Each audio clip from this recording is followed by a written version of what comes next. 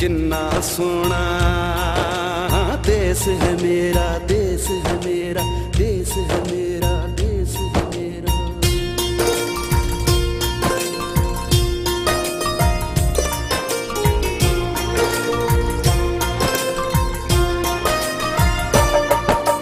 धरती सुनहरी अंबर नीला हो, धरती सुनहरी अंबर नीला, हर मौसम रंगीला। ऐसा देश है मेरा हो, ऐसा देश है मेरा, ऐसा देश है मेरा, हाँ ऐसा देश है मेरा। बोले पपीहा कोयल गाए, बोले पपीहा कोयल गाए, सावन घिर के आए। ऐसा देश है मेरा हो, ऐसा देश है मेरा, ऐसा देश है मेरा, हाँ ऐसा देश है मेरा।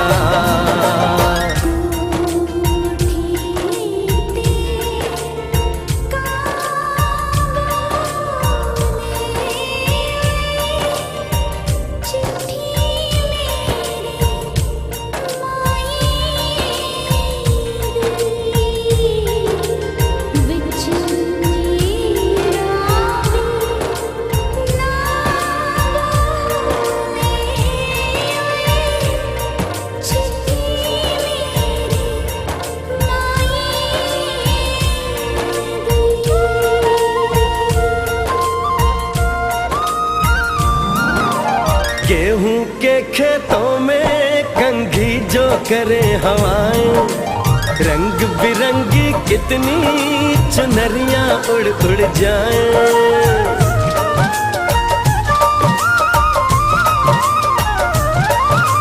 पनघट पर पनहारन जब गगरी भरने आए, मधुर मधुर तानों में कहीं बंसी कोई बजाए। ला सुन लो कदम कदम पे है मिल जानी,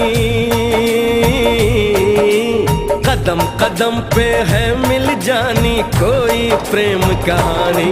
ऐसा देश है मेरा हो, ऐसा देश है मेरा, ऐसा देश है मेरा, हाँ ऐसा देश है मेरा।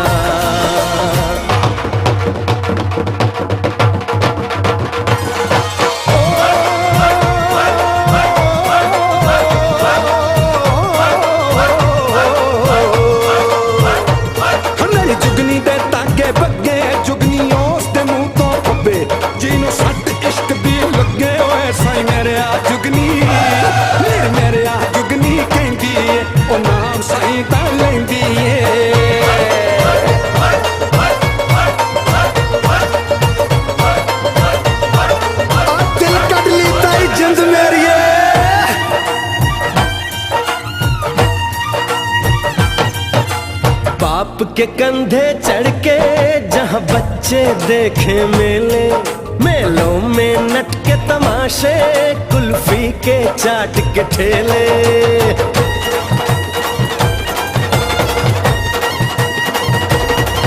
कहीं मिलती मीठी गोली, कहीं चूरन की है पुड़िया।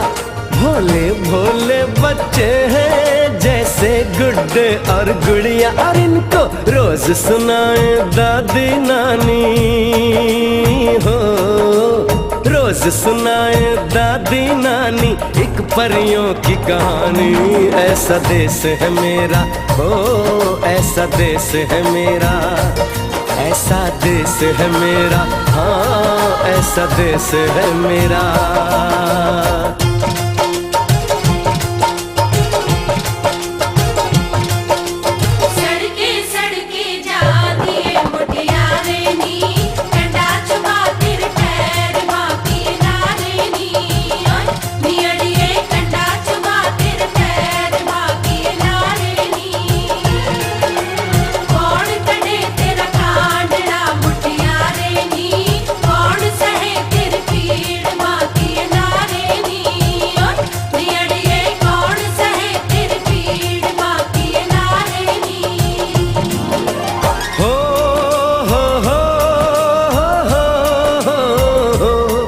मेरे देश में मेहमानों को भगवान कहा जाता है वो यहीं का हो जाता है जो कहीं से भी आता है।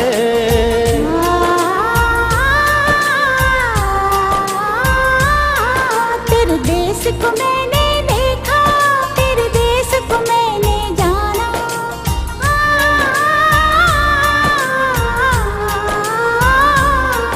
तेरे देश को मैंने देखा, तेरे देश को मैंने जाना, जाने क्यों ये लगता है मुझको जाना। મિત્રો, ઉપલેટા ગામના સીમાડામાં આપણે ભાદર નદીના કાંઠે આ આરસીભાઈની વાડીએ બેઠા છે। આ ડેમથી શું ફાયદો થયો એની ચર્ચા લાભાર્થી ખેડૂત ભાઈઓ પાસે આપણે એમના જ મુખે સાંભળી તો આપણે વધારે અનુકૂળ લાગશે। શું તમારું નામ? અદાભાઈ। અદાભાઈ, અદાભાઈ તમારી ઉંમર કેટલી થઈ? 61 વર્ષ। 61 વર્ષ। તો મેં એવું સાંભળ્યું છે કે ભાઈ આ વિસ્તારમાં 25-30 વર્ષ પહેલા બહુ શેરડી થતી હતી, બહુ સારો વિસ્તાર હતો, તો શું તમારું કહેવાનું થાય? આજથી 22 વર્ષ પહેલા તમારો આખો લીલો નાગર હતો મથુરભાઈ। 22 વર્ષ પહેલા? 22 વર્ષ પહેલા ઠીકા એટલે માનો કોઈ ખેતર બાકી નહોતું અત્યારે। અને એ વખતે શું બધું થતું હતું? વાડ શેરડી થતી હતી? શેરડી પુષ્કળ છે માટે શેરડીનો મોટો પાક, શેરડીનો મોટો પાક હતો? શેરડીનો મોટો પાક હતો। તે પછી સિંગ થતી।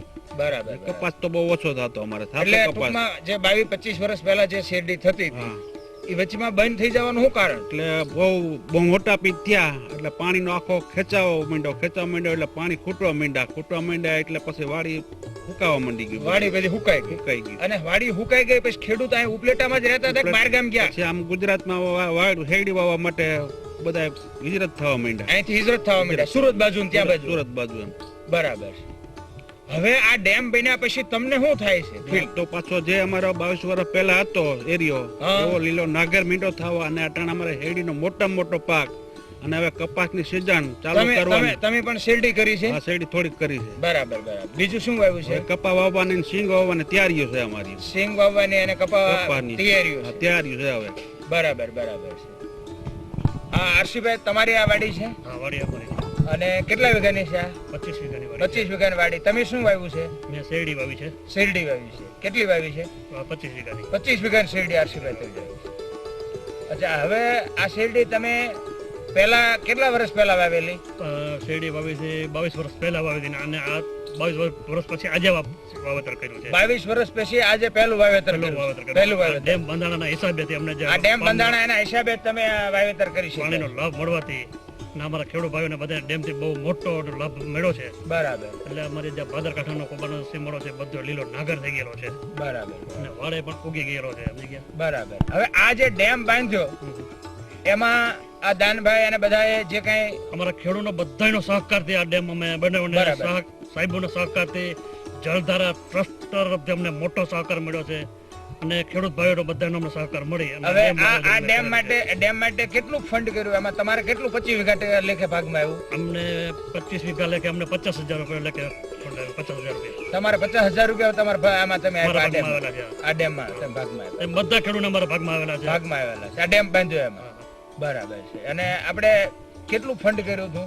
ફંડ અમે કર્યું હતું 20-25 લાખ રૂપિયા। 25 લાખ રૂપિયાનું ફંડ કર્યું હતું। મિત્રો, આપણે હમણે બટુકભાઈની વાડીએ હતા। આ સૌરાષ્ટ્રમાં પાછલા 25 વર્ષથી સ્થળાંતર થયું, દક્ષિણ ગુજરાતમાં ગયા। એક સમયે પીવાના પાણીનો પ્રશ્ન ઈ સૌરાષ્ટ્રમાં આજે બટુકભાઈની વાડીએ આપણે 60 વીઘાના પોપૈયા જોઈએ અને એ 60 વીઘાના પોપૈયા પાછા જે વિસ્તારમાં પીવાનું પાણી નહોતું મળતું એ વિસ્તારમાં આ 60 વીઘાના પોપૈયા અને છેક દિલ્હી સુધી પોપૈયા મોકલાવવામાં આવે, પંજાબમાં એ પોપૈયા મોકલાવવામાં આવે। એક સૂકા પ્રદેશમાંથી આ પાણી દ્વારા જે પરિવર્તન આવ્યું અને આ પોપૈયાનું ખેતર જોયા કેડે, આ શેરડીઓના ખેતર જોયા ખેડે આપણે એમ લાગે છે કે ખરેખર સૌરાષ્ટ્ર પાછલા 25 વર્ષ પહેલા જે પાણીની સ્થિતિ હતી એ તરફ જઈ રહ્યો છે। પણ મિત્રો, આ ખેડૂતને મને એક સૂચન કરવાનું પણ મન થાય છે કે આપણે વરસાદનું ટીપે ટીપું પાણી રોકવાનું કામ કરવાનું છે, અને એ આપણે ભાદરમાં ડેમ બાંધીને કર્યું છે. સાથોસાથ આ ભાદરમાં જેટલી નાની મોટી નદીઓ ભળે છે, નેરા ભળે છે, એમાંય પણ સિરીઝ ઓફ ચેક ડેમ કરવા પડશે. અને ખેતરમાં ખેત તલાવડી, ઓંકળામાં, નેરામાં પણ સિરીઝ ઓફ ચેક ડેમ, કારણ કે ધરતીને પાછું પાણી આપવા માટેનો આ એક ઉત્તમ ઉપાય છે. સાથોસાથ આ નદીઓના અને નેરાના ડેમને જો આપણે માટીથી ન ભરાવા દેવા હોય તો પણ ખેત તલાવડી જરૂર છે. અને ખેત તલાવડીમાં જે પાણી હારે માટી આવે એ ખેત તલાવડીમાં રહી જાય, અને ઓંકળાના, નેરાના અને નદીઓના સાફ ડેમ રહે, અને જે પાણી હારે માટી આવે છે એ માટી ખેડૂત ખેત તલાવડીમાંથી પાછો પોતાના ખેતરમાં પૂરી દે તો એના ઉત્પાદનમાં પણ વધારો થાય. એટલે આ ખૂબ સુંદર વ્યવસ્થા છે, અને એ વ્યવસ્થા કરવા માટે કાયમી પાણી મેનેજમેન્ટની કમિટી જોઈ, અને એ માટે ગામડે ગામડે આપણે બધાને આ વિનંતી કરી રહ્યા છીએ, અને ઘણા ગામોમાં આવી કમિટી બની રહ્યા છે. જ્યારે આ ભાદર કાંઠે હું શેરડીની વાત સાંભળું છું ત્યારે મને એવો વિચાર આવે છે કે શેરડી તો ખૂબ પાણી માગે એવી આ પાક છે. આપણે વર્ષો પહેલા શેરડી કરતા હતા, પણ આજે આપણે શેરડી કરશું અને આવી જ રીતે વધારે પાણી વાપરશું તો સારું મોડું વરસ આવશે ત્યારે વળી પાછી ફરીને આની આ સ્થિતિ થશે. એટલે શેરડી જેવા પાક આપણે કરવા કે ન કરવા એની ઉપર વિચાર કરવા જેવું છે. કરવા તો એમાં પણ ટપક પદ્ધતિથી શેરડી આજે દક્ષિણ ગુજરાતમાં જોઈ શકીએ છીએ. તો દક્ષિણ ગુજરાતમાં ટપક પદ્ધતિથી ખેતી જે થાય છે એવી જ રીતે ટપક પદ્ધતિથી શેરડી પણ થાય છે, અને એ શેરડી આપણે કદાચ કરવી હોય તો એવી રીતે કરવી જોઈએ જેથી કરીને આપણે ઓછા પાણીએ વધારે ઉત્પાદન લઈ શકીએ.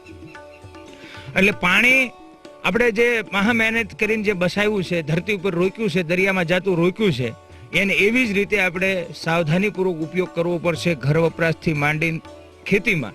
એટલે વધારે પાણીને ઉપયોગ થતા પાકને રોકી અને આ પોપૈયા જેવા પાકો કે બીજા ત્રીજા પાકો કરી અને પાણી પણ આપણે બચાવવાનું કામ કરવું પડશે.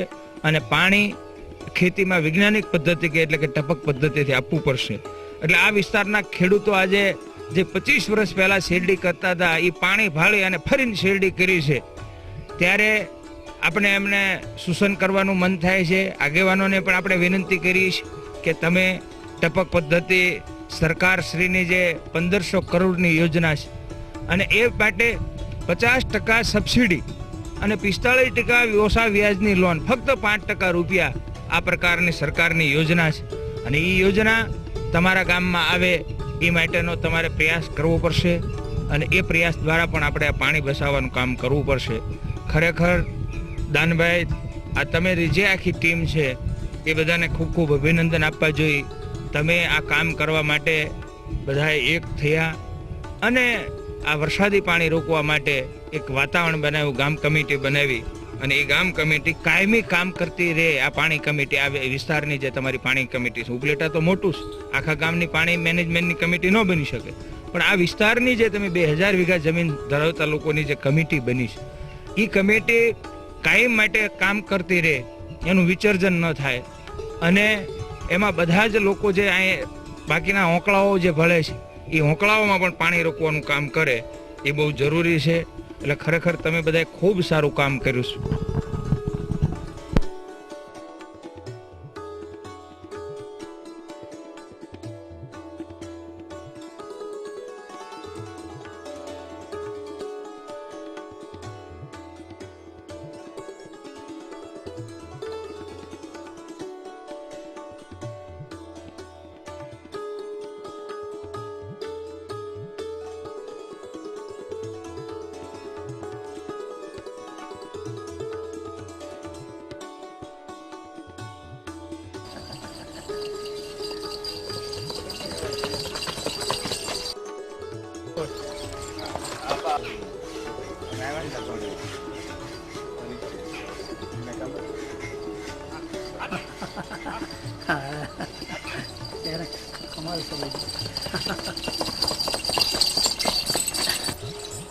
પાવડો છો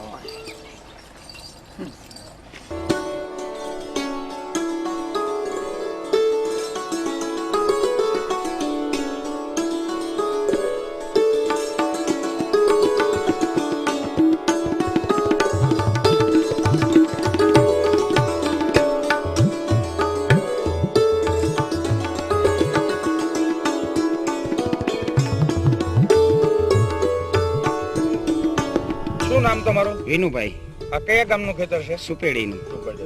વિનુભાઈ, કેટલા વર્ષ પહેલા તમે વાટ કર્યો? 20 વર્ષ પહેલા કર્યો હતો. 20 વર્ષ પહેલા. હા, અને 20 વર્ષ પછી આ પહેલા વર્ષે જ આ કર્યો? પહેલા વર્ષે જ. તો આ 20 વર્ષ વાટ ન થવાનું કારણ શું? પાણી નહોતું એટલે પાણી નહોતું એટલે. ઘરમાં. હાવ તળમાં પાણી જ નહોતું. અત્યારે કેટલા વીઘાનો વાટ કર્યો છે? અત્યારે 20 વીઘાનો. 20 વીઘાનો વાટ કર્યો છે. 20-25 વર્ષ પહેલા તમે વાટ કરતા હતા અને આ 20 વર્ષે આ 20 વીઘાનો વાટ કર્યો છે. હા, શું તમને આમ થાય છે આ પાણીની વ્યવસ્થા થઈ પછી કેવો આનંદ થાય છે? આજે ભાદરના જે અમારા ચેકડેમ બંધાણા ને હા. એનો બહુ મોટો ફાયદો થઈ ગયો છે. એનો મોટો હા, ફાયદો થઈ તરમાં. ગયો છે. એના હિસાબે જ છે. હા, એના હિસાબે. નહીંતર પાણી હતું જ નહીં અમારે અહીં તરમાં. હાવ બરાબર.